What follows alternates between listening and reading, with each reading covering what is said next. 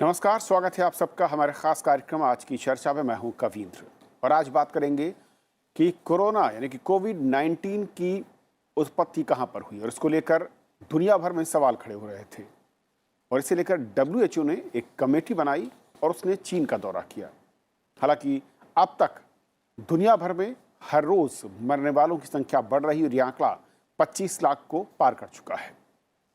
ज्यादातर सवाल जब ये वायरस फैला, क्योंकि शुरुआत चीन से हुई थी और इसीलिए सबको ये आशंका थी कि कहीं ये वायरस चीन से तो नहीं आया और क्या ये लैब निर्मित वायरस है।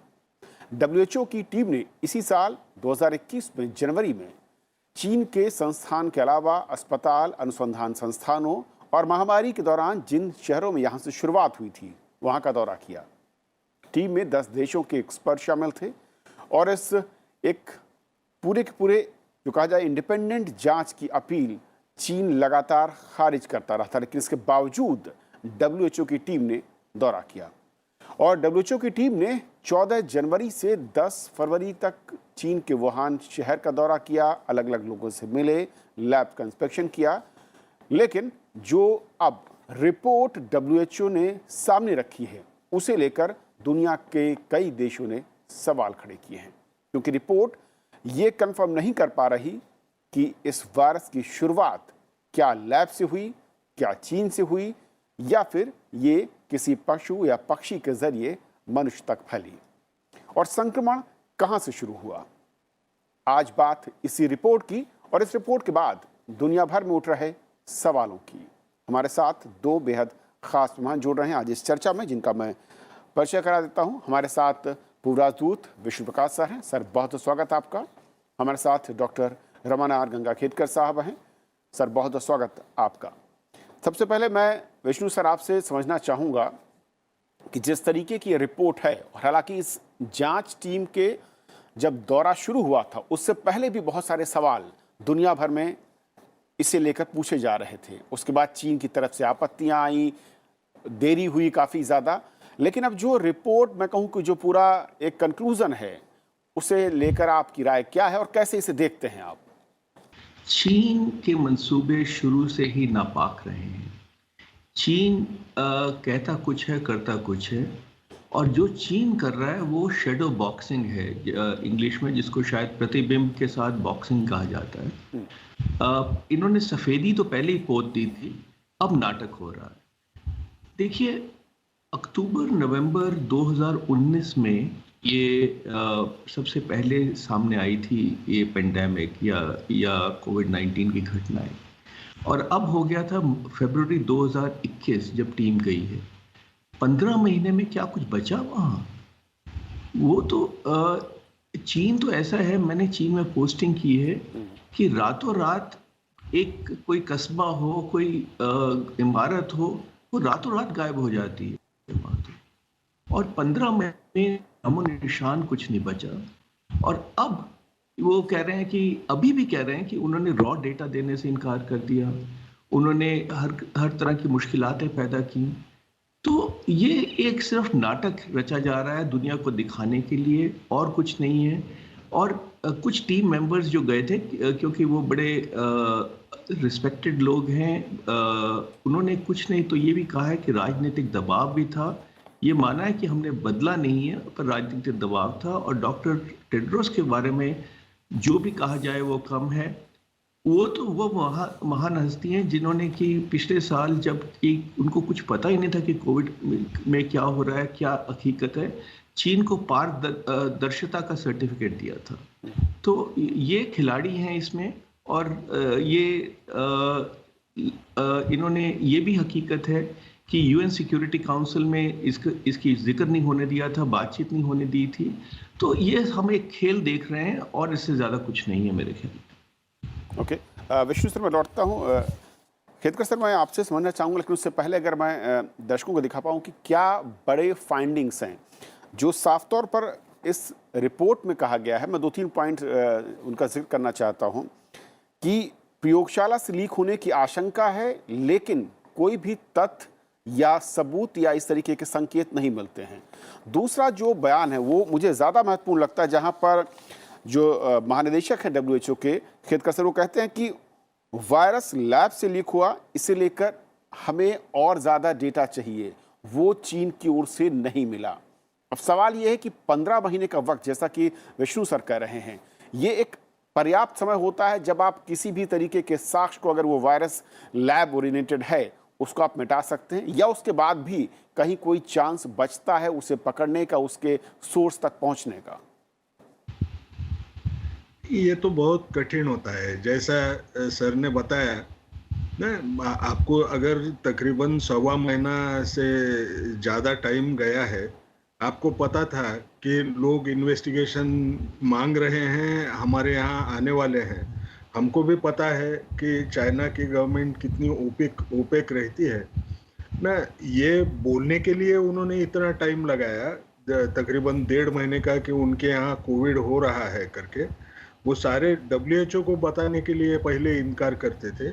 तो ये हालात में जब आप 1.5 साल के बाद में, 1.25 साल के बाद में वहाँ पहुँचेंगे, तो आपको तो वहाँ कोई बड़ा सबूत मिलना इतना आसान नहीं है। तो आपके हाथ में क्या लगेगा, वहाँ हादसा हुआ है कि नहीं हुआ है, अब वो तो मालूम नहीं है। हमारे यहाँ हम लोग जितने ओपन होते हैं कि जो भी कुछ हुई, कोई चीज़ अगर हो गई, मैं समझो कोई HIV इन्फेक्टेड व्यक्ति के साथ में जब उसको सेवा कर रहा था, मुझे अगर नीडल लग गई, तो मैं वो रिपोर्ट करता हूँ, उसका आपको दाखला मिलेगा। आप कभी भी जाइए, अगर मैंने कल बोला, वो कोर्ट ने बोला या किसी ने बोला, तो भी वो वहाँ लिखे वाला रहेगा कि उसको मार लगा था। जी। इस किस्म की व्यवस्था नहीं हो सकती है। इसलिए सारे यानी फोरेंसिक ऑडिट करना ये बहुत कठिन काम है ना। आपको इतना समय मिलने के बाद में, वो लोग तो नासमझ तो है नहीं, उनके यहाँ भी अच्छे साइंटिस्ट हैं, वो भी समझेंगे अगर मेरे को ये किसी को समझने नहीं देना है तो मैंने क्या क्या हटाना है। तो हमको एक समझना पड़ेगा, इसका सबूत तो मिलेगा नहीं। इतना आसान काम है नहीं है। लेकिन ये शंकाएं, इसके ऊपर चिंता दर्ज करना ये जरूरी है, क्योंकि सार्स, ये मर्स, अब ये कोविड, ये भी सारा का सारा उधर से चाइना से आया हुआ है, ये सारी दुनिया जानती है। ये सारे वायरसेस उधर के हैं। कोरोना वायरस का जो सबसे बड़ा रिपोजिटरी है वो चाइना के वुहान की जो वायरोलॉजी इंस्टीट्यूट है, उनमें ऐसे माने जाता है कि उनके पास 4000 वायरसेस, कोरोना वायरसेस के अलग अलग किस्म के टाइप्स जो होते हैं वो उनके पास है। उनमें के 50 वायरसेस ऐसे हैं जो इंसान में जा सकेंगे। तो आप ये समझना है कि अब कैसा है, आपको एकदम 3rd डिग्री मर्डर के वैसा कुछ बोलने नहीं आएगा। रमन सर, लेकिन जो एक भी चीज है, मैं दर्शकों आपको के समझना लिए पड़ेगा समझना बस। चाहूंगा, जैसे आपने कहा कि जो लैब होती हैं, क्या यहाँ पर कोई प्रोटोकॉल, अगर WHO के हम मानकों को देखें, उनके इंटरनेशनल रिकॉर्ड्स को समझें, वहाँ पर कोई इस तरह के प्रोटोकॉल नहीं होते कंट्रीज़ के लिए कि अगर लैब है तो वहाँ पे वीडियो रिकॉर्डिंग, या फिर जो आप कह रहे हैं कि जो भी मूवमेंट होता है उसका कहीं ना कहीं रजिस्ट्रेशन होता हो, कहीं ना कहीं वो एक रिटन फॉर्मेट में नज़र आता हो? और अगर ऐसा है तो जब आपने कहा था कि वो इतने नासमझ तो नहीं है, विष्णु सर मुस्कुरा रहे थे, तो ये पूरी गुंजाइश होती है कि चीन जैसे देश में अगर ये मौजूद भी हैं तो उनके पास विकल्प है, और इसीलिए टाइम गेन किया गया, इसे लंबा खींचा गया? देखिए, मैं तो सर तो वहाँ रह चुके हैं और वो डिप्लोमेसी सर्कल वाले हैं। मैं एक चीज बोलता हूँ कि सारे दुनिया में जब आप BSL 3 के लिए या BSL 4 लैब्स बनाते हैं तो हर देश उसकी हिफाजत करने के लिए रूल्स को, क्योंकि इसमें से बायोटेररिज्म नहीं होगा, इसमें से कोई गिरेगा नहीं, इसके ऊपर हर कंट्री सिग्नेचर करती है। लेकिन सिग्नेचर करना, ये इसी किस्म का है जैसे मैं बम नहीं बनाऊंगा, एटॉमिक बम नहीं बनाऊंगा, लेकिन आप बनाते रहिए, वो बोलने का जब बोलेंगे जब तक तो कुछ नहीं कहेंगे। तो सिग्नेचर एक चीज होती है, लेकिन उसके रूल्स है।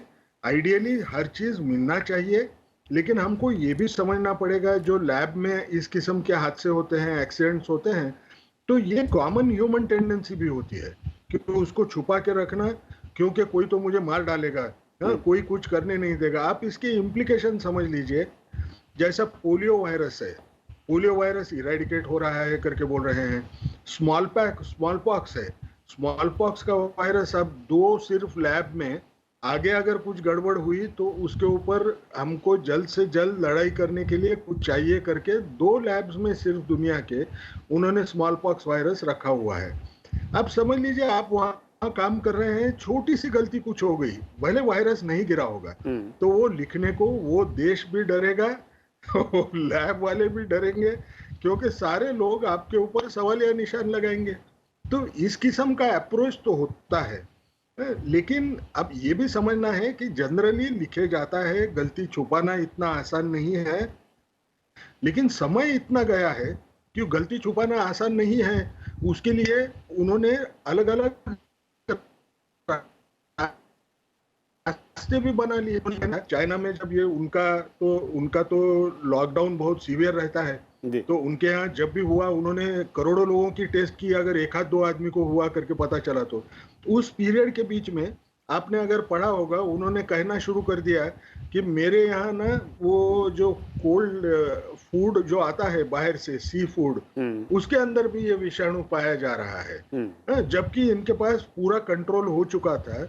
उस टाइम पे 1-2 केसेस उसके वजह से हो गए। उन्होंने ये भी बोलना शुरू कर दिया, इटली में सबसे पहले शुरू हुआ था, उसके सबूत हम देंगे। क्योंकि अब ये आपको मनगढ़ंत बातें बनाना भी आसान है, लेकिन ये बोलना इतना आसान नहीं है, क्योंकि 2 देश हैं, दोनों देश अपने अपने जगह पे बड़े होते हैं, वो अपने आप को बचाने की कोशिश करेंगे। हम अगर कहते भी रहे तो हमारे पास अगर सबूत ना हो तो हम उसको पक्का सबूत न मान के उसको सिर्फ आशंका करके अपने मन में रख सकते हैं, लेकिन उनको लेबल करना इतना आसान नहीं होगा। ओके, विष्णु सर, जो बात गग्गा सर कह रहे थे, क्योंकि जो इस रिपोर्ट में एक पॉइंट आया वो ये भी है कि इसे नकारा है एक तरीके से इस रिपोर्ट ने कि जो फ्रोजन फूड है उसके थ्रू संक्रमण आया या उसके थ्रू फैलने का खतरा रहा, जो कि चीन बार बार कहता रहा था। एक तो ये, और दूसरी चीज़ ये कि जिस तरीके से जो पैरामीटर हैं और जो WHO की अब तक की, मैं कहूँ कि जब कोविड की शुरुआत होती उससे लेकर अब तक की जो फंक्शनिंग रही है, ख़ास तौर पर कि चाहे वो पता लगाने की बात हो रही हो या फिर जब भी चीन का नाम आता रहा हो, उसे कैसे देखते हैं? क्योंकि दुनिया के तमाम देश, और मैं अगर अमेरिका की खास तौर पर बात करूं, पहले दिन से ही उन्होंने शंका जाहिर कर दी थी। बिल्कुल जी, 2-3 चीज़ों पे मैं टिप्पणी करना चाहूँगा। एक तो जो वुहान लैब की बात हो रही है, इसमें आपने भी पढ़ा होगा कि शुरू में रिपोर्ट्स आई थी, उसके बाद नहीं आई, कि 2-3 साल पहले क्योंकि वुहान लैब का और अमेरिकन लैब्स का कांटेक्ट था, कि उन्होंने वुहान लैब में कुछ कमियां नोटिस की थी, कुछ प्रॉब्लम्स नोटिस की थी, तो वो दबा दी गई या उसको छुपा दिया गया। अब रही प्रोटोकॉल की, मैं बाकी चीज़ों पे आ रहा हूँ, पर जो प्रोटोकॉल की, सब प्रोटोकॉल क्या होता है? प्रोटोकॉल होता है आप और मैं हाथ मिला के कहें कि साहब हम लोग ये करेंगे, तो वो प्रोटोकॉल बन जाता है। और अगर मैं जब मुंह में राम राम और बगल में छुरी होगी तो क्या प्रोटोकॉल बनेगा?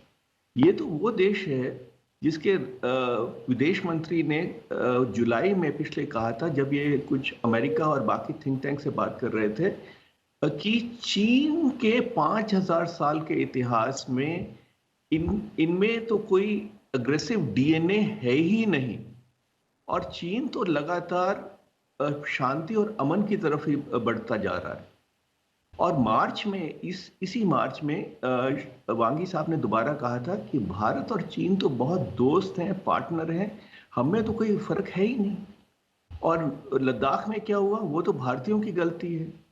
तो साहब, चीन तो कोई गलती करता नहीं है, जो गलती करते हैं बाकी सब करते हैं, अमेरिकी करते हैं। अमेरिका से कुछ फौजी आए थे, वो ले आए वायरस, यूरोप ले आया, इटली ले आया। तो इनका कहने और करने में बहुत फर्क है, इन पे विश्वास करना बिल्कुल मुमकिन नहीं है। अब रही जो शुरुआत की बात, देखिए अभी तक ये माना जाता है कि अक्टूबर नवंबर में इसके बारे में पता लग गया था चीन को, पर इस पे पर्दा डाल दिया गया। 31 दिसंबर को इन्होंने WHO में बताया कि साहब ऐसा ऐसा हुआ है। अब WHO के कारनामे देख लीजिए टेड्रोस साहब के, पर उनके कारनामे बताने से पहले मैं जिक्र करना चाहता हूँ उनकी बैकग्राउंड का। ये एक पॉलिटिकल पार्टी में थे जो कि ये इन अगर मैं कहूँ कि ये काफ़ी अग्रेसिव थे, लड़ाई झगड़े में थे। उसके बाद ये पॉलिटिशियन थे और डब्ल्यूएचओ के इतिहास में कभी नहीं हुआ कि कोई जो डॉक्टर ना हो या जो कि पब्लिक हेल्थ स्पेशलिस्ट ना हो उनको डायरेक्टर जनरल बनाया जाए, पर चीन ने इनको चुना क्योंकि उनको सब गुण दिखे। चीन को क्या गुण दिखे उसका चर्चा मैं नहीं कर सकता, और इनको डायरेक्टर जनरल बना दिया गया। और इन्होंने सबसे पहले क्या काम किया 2017 में, इन्होंने मुगाबे साहब को, रॉबर्ट मुगाबे जिनकी चर्चा हम सब ने सुनी है, उनको गुडविल एम्बेसडर बना दिया डब्ल्यूएचओ का। तो ये तो इनकी बैकग्राउंड है। अब इन्होंने सब कुछ लीपापोती करनी शुरू कर दी। इन्होंने शुरू में ही चीन को ट्रांसपेरेंसी का सर्टिफिकेट दे दिया। जो भी देश ने, और इन्होंने पब्लिक इमरजेंसी की बात नहीं की। जिन देशों ने, जैसे भारत ने, अमेरिका ने कहा कि हमको लॉकडाउन करना चाहिए, रिस्ट्रिक्शंस इंपोज करनी चाहिए, इन्होंने कहा कि पैनिक कर रहे हो आप, पैनिक मत करो। तो जो कुछ होना चाहिए था उससे विपरीत हुआ। तो ऐसे आलम में हम क्या एक्सपेक्ट करें? बड़े दुख की बात यह है कि ये एक ऐसा इंटरनेशनल इमरजेंसी थी जिसका प्रभाव सालों साल चलेगा। और मुझे अफसोस है इस बात का कि क्योंकि चीन एक ताकतवर देश है, क्योंकि चीन ने अपने नुमाइंदे हर जगह बिठाए हुए हैं कि ये ऐसा ही खेल खेलता खेलता इससे निकल जाएगा और हम सारी दुनिया देखती रहेगी, सवाल पूछती रहेगी, जवाब कुछ नहीं मिलेगा।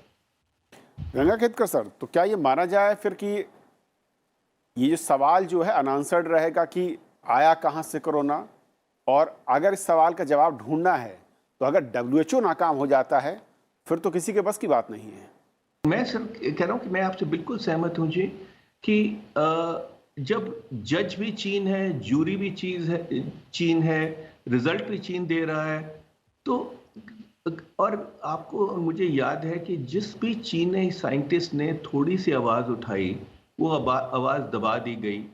तो ये ऐसा देश है जिसके पास सच झूठ में कोई फर्क नहीं है। ये कभी मानते नहीं है कि इनसे कोई गलती हुई है और ये हर चीज़ छुपाएंगे। तो ये एक सबक है जो दुनिया सीखना चाहे तो सीख ले और ना सीखे तो कोई कुछ नहीं कर सकता। मैं हताश होकर बोल रहा हूँ, पर हकीकत ये है कि एक फॉर्मर डिप्लोमेट होने के नाते भी, क्योंकि diplomacy is the art of optimism, right sir, पर जहाँ तक चीन का सवाल है, इनके कारनामे जो ऐसे हैं जिसको के बारे में कुछ कहना या कहीं ऑप्टिमिज्म जताना बहुत मुश्किल है। रणगंगा सर, मेरे हिसाब से और विजिट्स होंगे, उसमें वो देखने की कोशिश करेंगे, लेकिन उसमें से कोई ऐसे किस्म का ठोस सबूत आएगा कि जो बहुत वो डिसाइड करने में आसान कर देगा काम, ये सोचना शायद गलत होगा।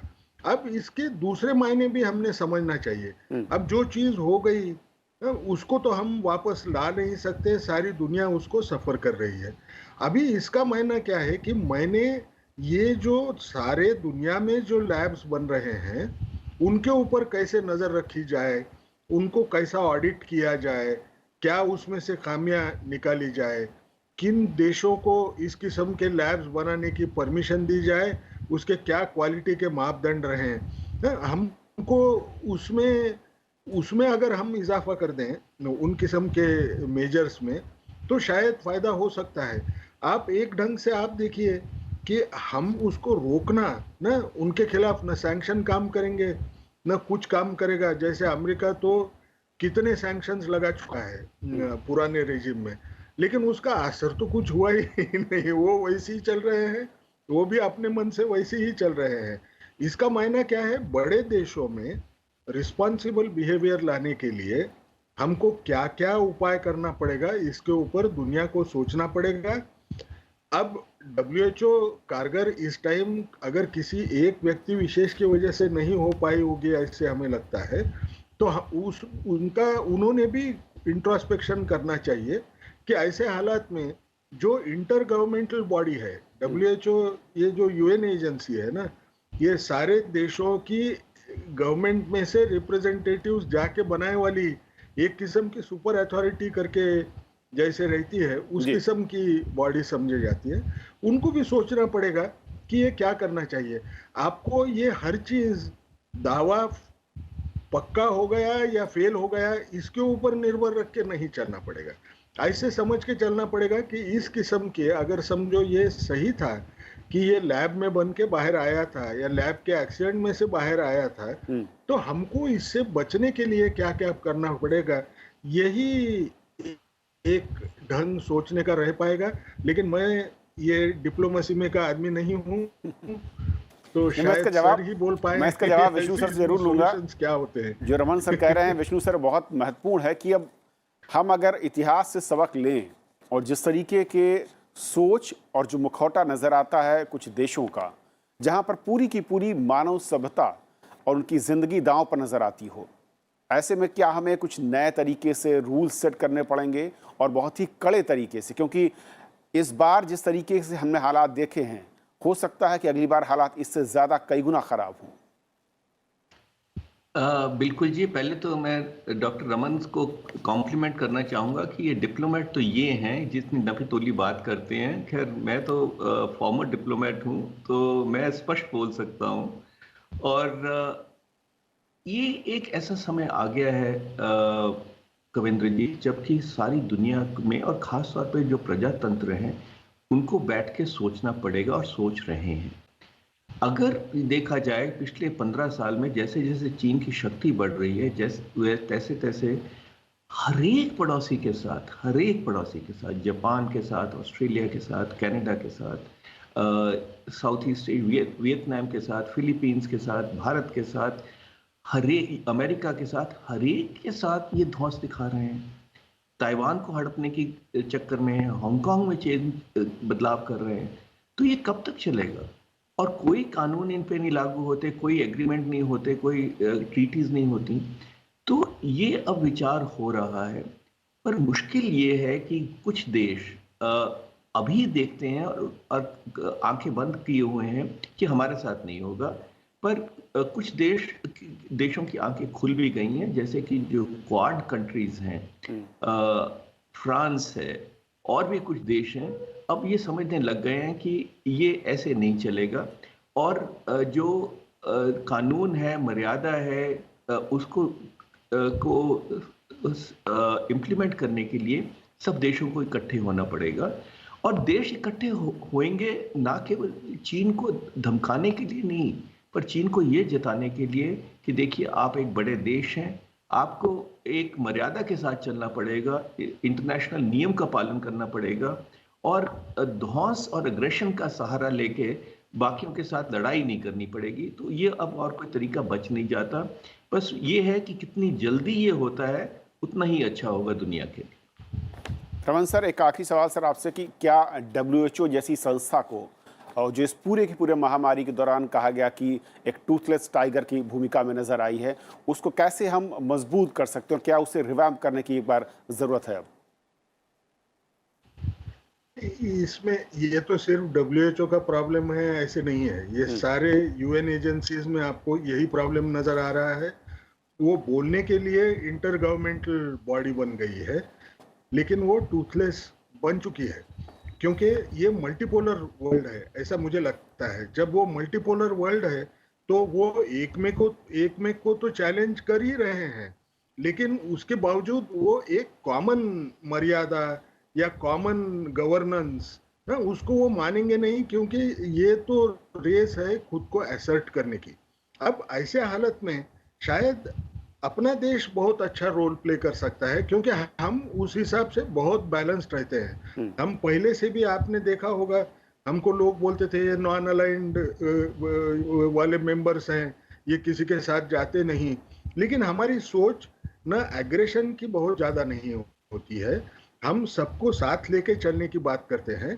तो शायद उनको बड़े रिफॉर्म्स जब तक वो UN एजेंसीज में ना हो, आपको WHO UN एजेंसी काम नहीं कर रही है, उसका एक छोटा हिस्सा WHO है, बिल्कुल वो भी हेल्थ है, जो हेल्थ को जैसे भी बाकी गवर्नेंस में होता है, हेल्थ का इंपॉर्टेंस उतना ही है, जब तक डिसीजेस है जब तक हेल्थ इंपॉर्टेंट है। लेकिन बाकी चीजों में भी आपको ये देखना पड़ेगा कि ये सोचना पड़ेगा अभी ये कैसे है, और बगैर उसके वर्ल्ड ऑर्डर नहीं रहेगी, ये उतना ही सही है। बिल्कुल, बहुत बहुत शुक्रिया डॉक्टर अमन गंगाखेडकर सर, और आपका और बहुत शुक्रिया विष्णु प्रकाश सर आपका हमारे साथ इस महत्वपूर्ण चर्चा में जुड़ने के लिए और दर्शकों को समझाने के लिए सर में कि किस तरीके से जो WHO की जांच रिपोर्ट है वो क्या कहती है, क्या ये चीन की एक लैब से निकला या फिर कहीं और से। लेकिन इस सवाल का जवाब अब तक मिला नहीं है और इसे लेकर दुनिया के कई देश WHO की कार्यशैली और चीन की ओर से की गई देरी को जिम्मेदार बताते हैं। आज की चर्चा में इतना ही। नमस्कार।